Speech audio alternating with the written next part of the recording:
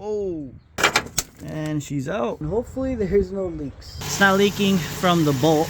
All right, that's not leaking and not leaking, so we're good. All right guys, well, we're working on the Z today, and today we're gonna be replacing this power steering line. Now I got this off of Amazon and I just picked the first one I saw. So yeah, first thing I did was just disconnect this sensor, so that's unplugged. Next thing I'm gonna do is just jack up the car, put this in the bottom, start draining it. Now I'm gonna start draining it from the steering rack, so where this part goes in, I'm gonna just unscrew that, let it start leaking, and let it do its thing, because I think it's better to do it over there. That way, like, gravity just pushes everything down and just starts leaking from the bottom. Meanwhile, I'm gonna disconnect this 24mm bolt on the top. The one we're gonna be taking off is this one. It's the only one that has a thread. The other one is a hose, so we're gonna be taking this one off with a 14mm wrench. Oh, fuck, I hope I got it. Yep, we're good. Ooh, it barely caught it. While that is draining, I'm gonna go ahead and take the cap off the reservoir on the top. Well, it's basically empty, but probably should have done this first to help some circulate some air through. All right, now we're gonna be taking off this 24mm bolt on the top. I'll be honest with you guys, I tried doing it by hand right now and it was super tight. So this is the only extension I have. I would prefer to have a smaller one, but that's all I got. And also this is a swivel, so let's see if this helps.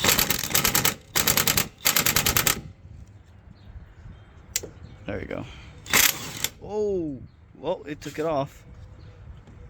Didn't mean to take it off completely. Well, at least it's not leaking from here. Also, you guys, there's two copper washers on here, so you guys want to be careful. There's one right here on the top, and when you lift it, there's another one on the bottom. So if you don't have any extra ones, be very careful to not lose it.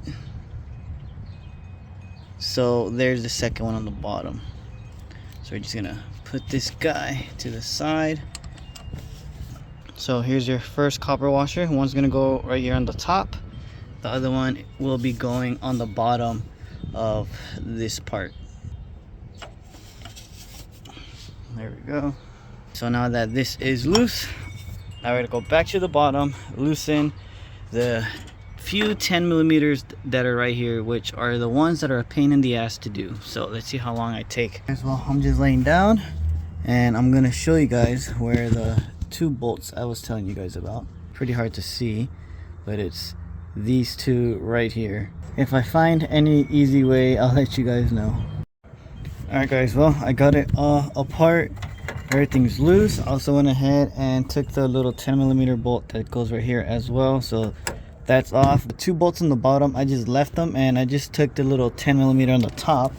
Also, this part does not spin, so you have to get it from the back side, and I had to do it with a 10mm, and preferably if you guys have the ones that are like a ratchet right here, use that one, because I was taking forever just using this one, because I was just turning back and then turn back, like so. That took forever, but after you take that 10mm out, everything's completely loose, and I am not putting that shit back. I'm gonna just put some zip ties and call it good.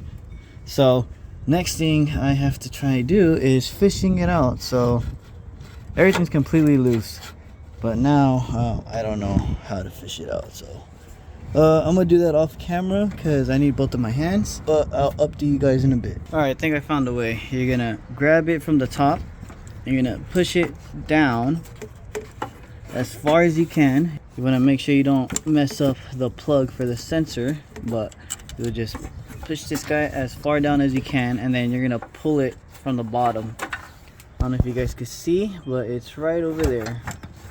So you're just gonna keep fishing it down as far as you can. All right, well, I think I got it. You're gonna want to move it out through this little tiny gap right here, but you're gonna want to be careful because I think this is the crank sensor right here, and oh, it's leaking. That's the crank sensor right here, and it barely fits through under there. Some people take it off. I didn't really have to do anything. I just fished it out very carefully. But yeah, so now all this part is out. Now I'm assuming through this big gap right here, I'm gonna just pull the top section out through here, and that should be it. Figured I should show you guys this. So it's gonna get caught around here, but you just want to play with it, turn it around, flip it until you can find a perfect angle, and just keep pulling and make sure that you're not caught on any of the wiring so you don't rip it. There we go. Pull a bit more, and she's out just like that. Honestly, it took me about 20 minutes, but that's because like 15 minutes was just of using this. So again, get the one that has like the little ratchet thing inside, so use that one. But other than that, it was pretty simple. But now comes the hard part, is putting it back in. But let's compare it to the old one, and we still need to take off the sensor as well, and let's see if we can find where it's ripped, because it's been leaking like crazy. Also, you guys, if you guys want anything off of Evo Energy, use code EGK10, save yourself 10% off the whole website. Let's just make sure it's the exact same length and the bends are all the same. Yeah, seems about right. I hope. Well, actually, yeah, it is, because this piece is supposed to be up, so that's what's throwing me off. Yeah, we're good. Everything's the same. I'm gonna just switch over the sensor from here to over there and start putting it back in. Now I think this one is a 27mm, but I don't have that size of socket, so I'm gonna just use this.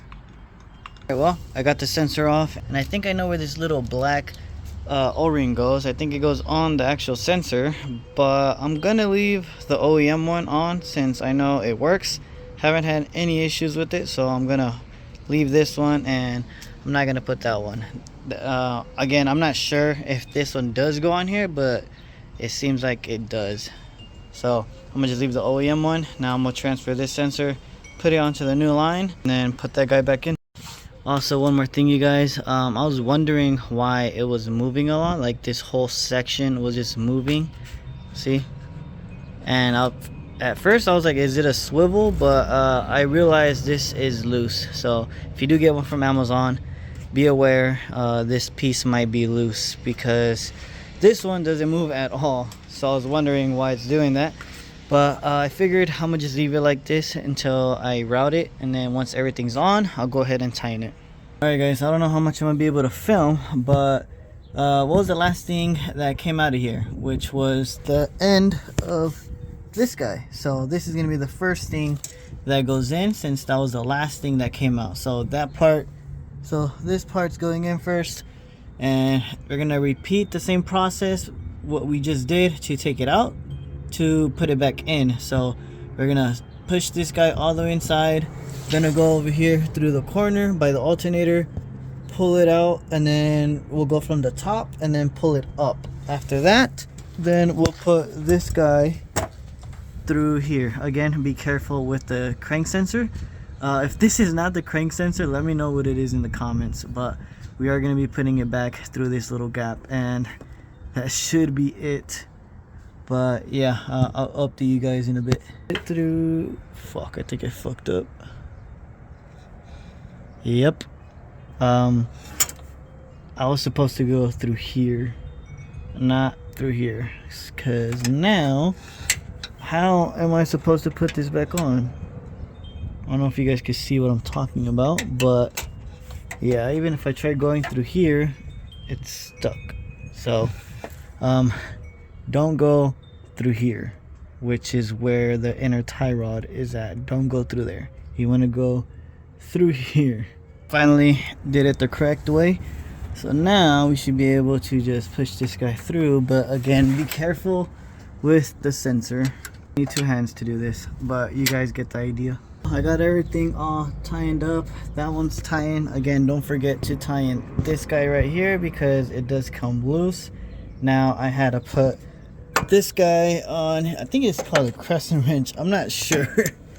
But you need to put this guy right here on the bottom. Let me try and zoom in. Right, well, you need to put the crescent wrench right here on the bottom. Hold that guy, and then this top one will be a 14 millimeter as well.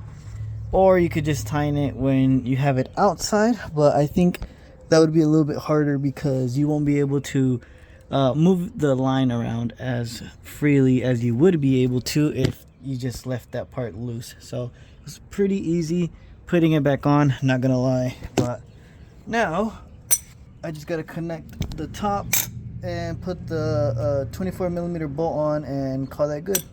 I forgot to mention on if I put the brackets back on, and I did go ahead put this guy back on. Now for these two lines, all I did was put the rubber piece back on, and I'm gonna put some zip ties just around it just so it can hold it in place and the lines are not rubbing against the chassis or the motor mount or something. So I'm gonna just put some zip ties and that should be good. It's already pretty sturdy enough, but I'd rather put some zip ties and know that it's not making any contact on anything. So I'm gonna just do this, and then we could go ahead and then we can head up to the top. Alright, well, small problem on the top.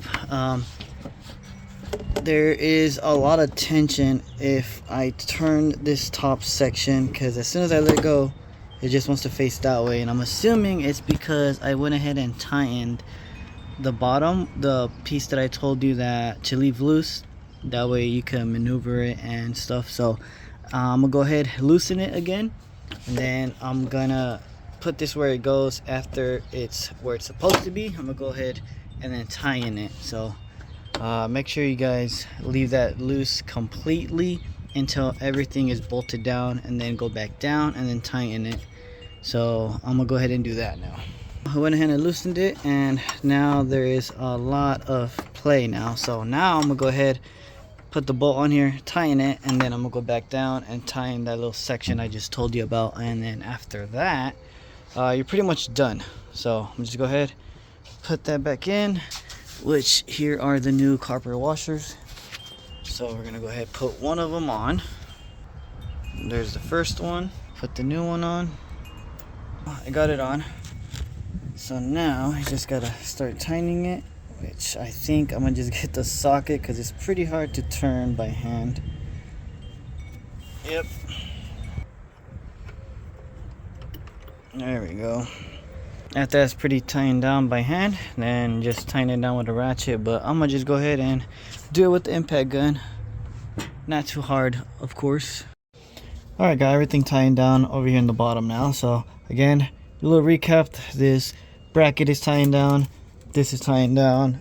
I had to loosen this guy again if it would focus. I had to loosen this guy so I could position the top part. After you bolt that down, then you could come down here again and then tighten it. And then the rubber piece, I just went ahead and put it on. I put a zip tie. It's pretty hard to see. Try zooming in a bit. So now next thing to do is start putting some fluid in. Now this is the fluid I have, but I do recommend getting some ATF transmission oil. And yes, ATF for the power steering. If you guys didn't know that, well, that's a little tip. But for now, I'm gonna just go ahead and use that, and I'll switch over to the ATF later on. Alright, let's hope I don't make a mess. Didn't bring a funnel. And hopefully there's no leaks.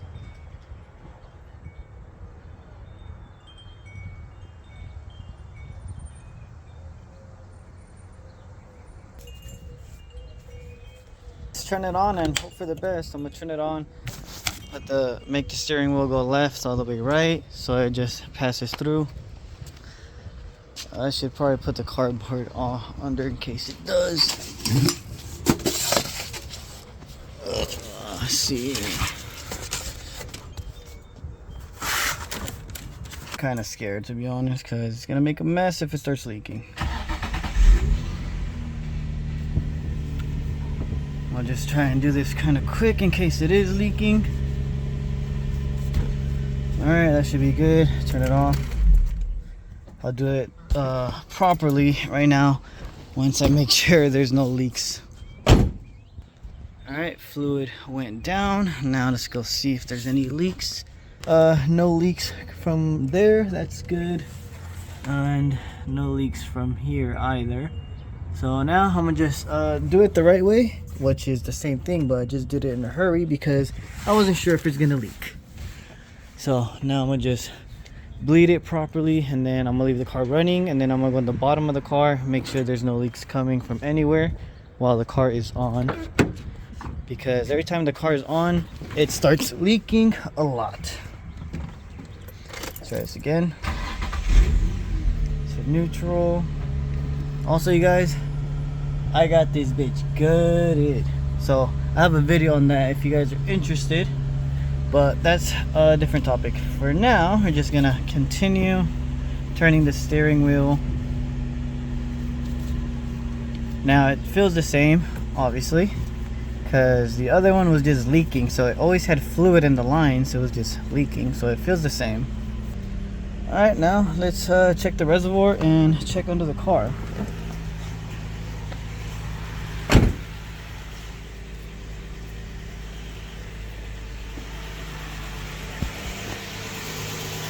All right, still fluid in there, that's good. Any leaks? Nope. But now let's check from the places that we took off. So sensor, oh, never mind. Good thing I said that word because I never even plugged the sensor in. So sensor has to be plugged in, but it's not leaking from the bolt, so that's good. Let's check the bottom. All right, that's not leaking, so that's good. Check the last one, and not leaking, so we're good. Well, you guys, that's pretty much it for this video. Hopefully it helped out. You guys learned a thing or two, but yeah, I just gotta top off the fluid, and that's it. So give this video a like, subscribe, and I'll see you guys in the next one.